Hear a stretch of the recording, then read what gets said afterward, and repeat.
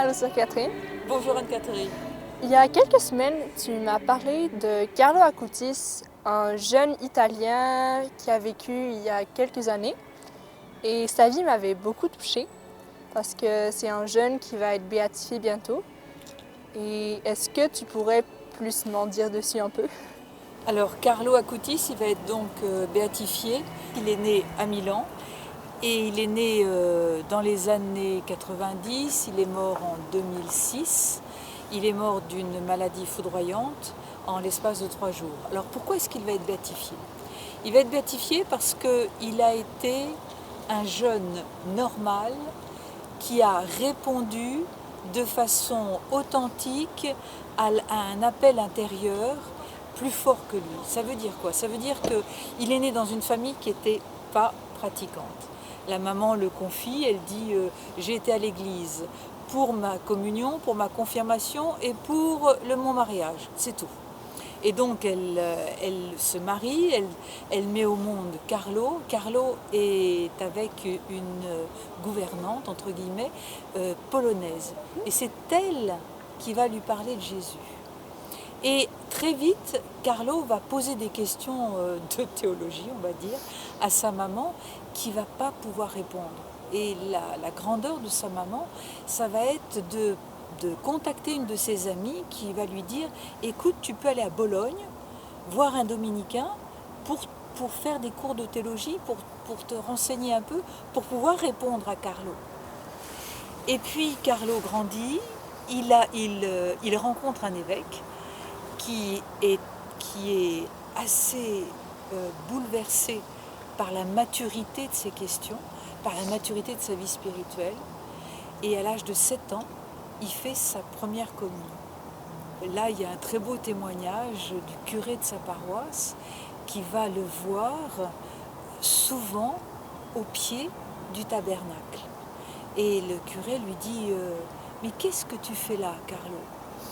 Et il dit « Moi, j'aime bien être là avant et après la messe parce que lui, en désignant le tabernacle, il rend mes relations plus légères dans la journée. » C'est magnifique. C'est beau, oui. C'est beau, hein? Oui.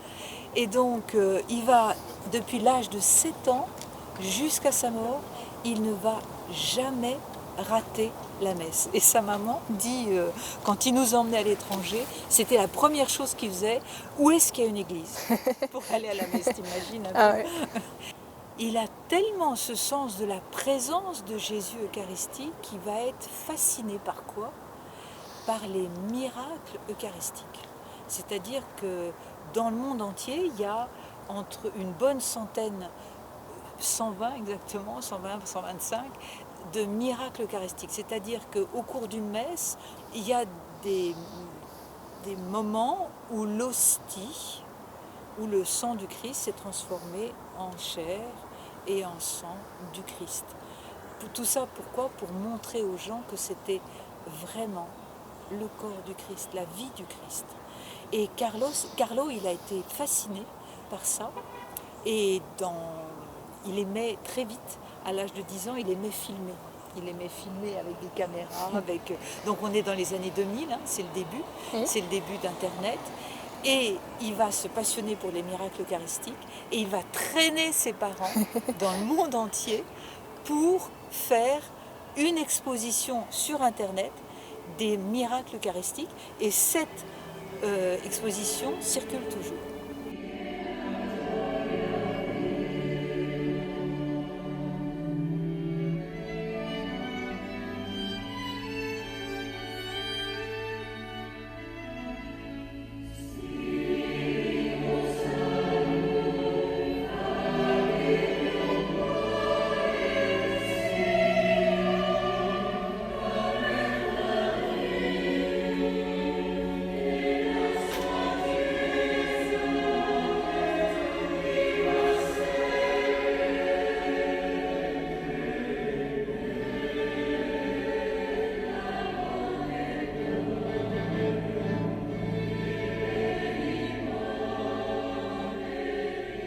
Est-ce que c'est à cause de cette exposition sur les miracles eucharistiques qu'il va être béatifié?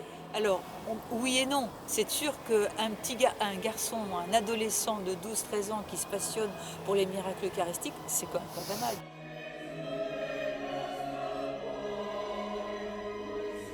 Et c'est surtout le témoignage de sa maman qui est magnifique, c'est que il a des gestes d'attention aux autres tout à fait surprenants.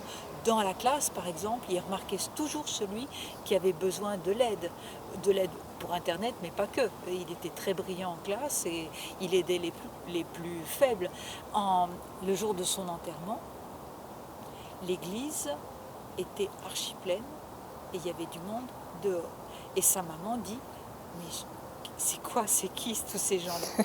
Et en fait, il avait des stratégies, Carlo. Il faisait faire à sa grand-mère et à sa maman des goûters, des pique-niques, et il prenait ça et il allait le distribuer aux pauvres qu'il rencontrait en allant à l'école.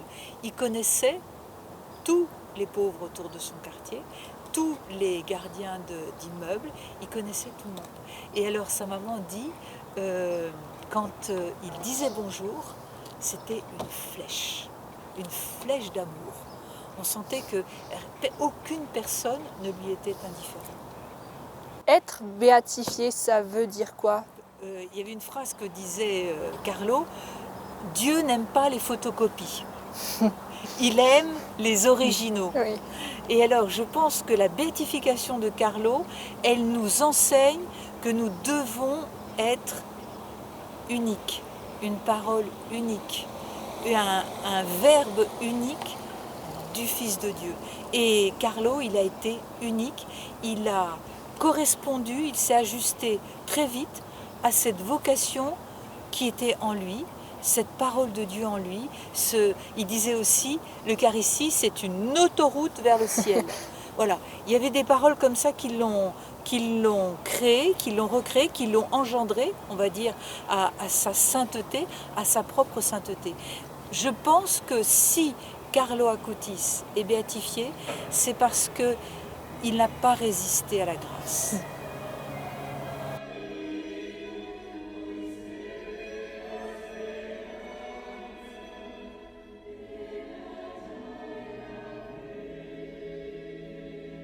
Mais toi, est-ce que cette histoire te rejoint?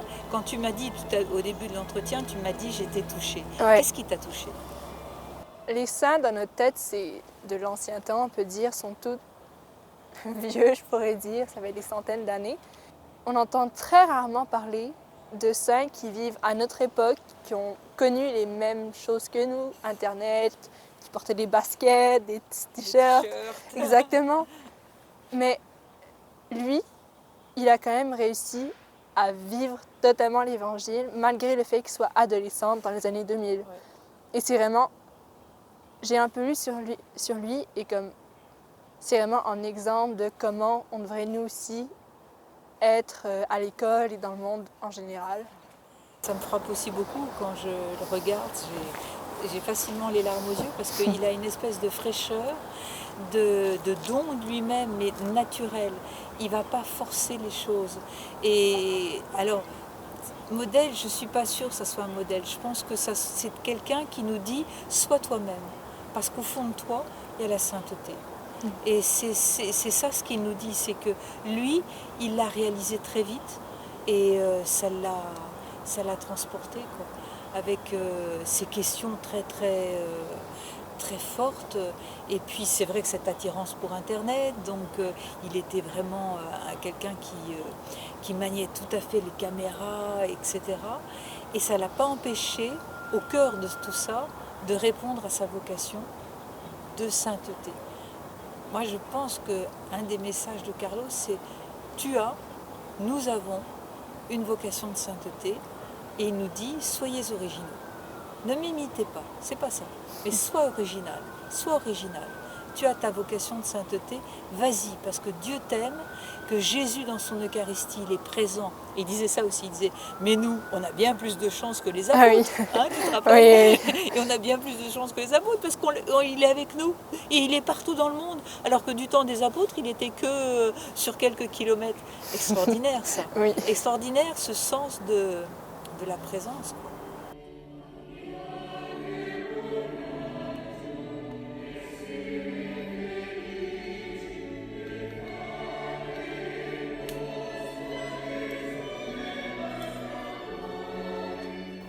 parce qu'on parle de saints, parce qu'on a envie de voir des gens lumineux, des gens qui correspondent à cette lumière de Dieu, et que la sainteté, c'est laisser la lumière envahir corps, psychisme, relationnel, etc.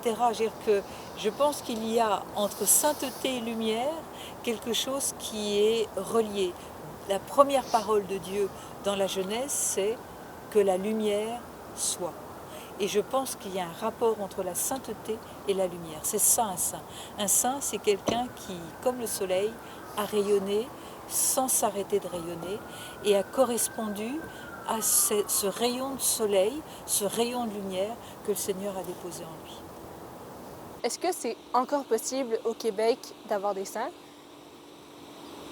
Alors, c'est une Française qui parle et j'ai envie de dire oui.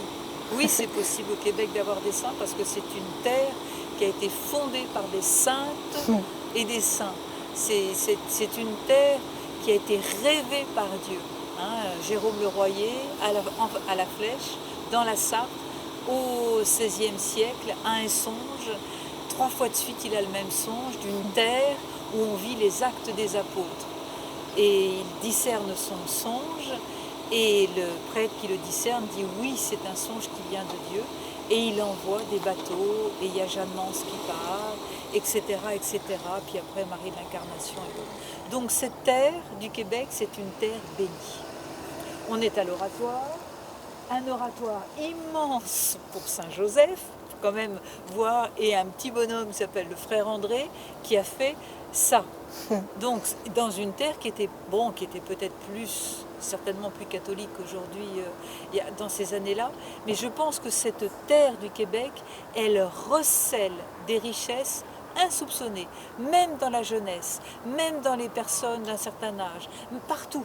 Elle recèle des étincelles de lumière. Il y a des tas de petites étincelles qui brillent dans la terre du Québec, invisibles peut-être, pas assez connues, mais elles sont là et elles irriguent la société.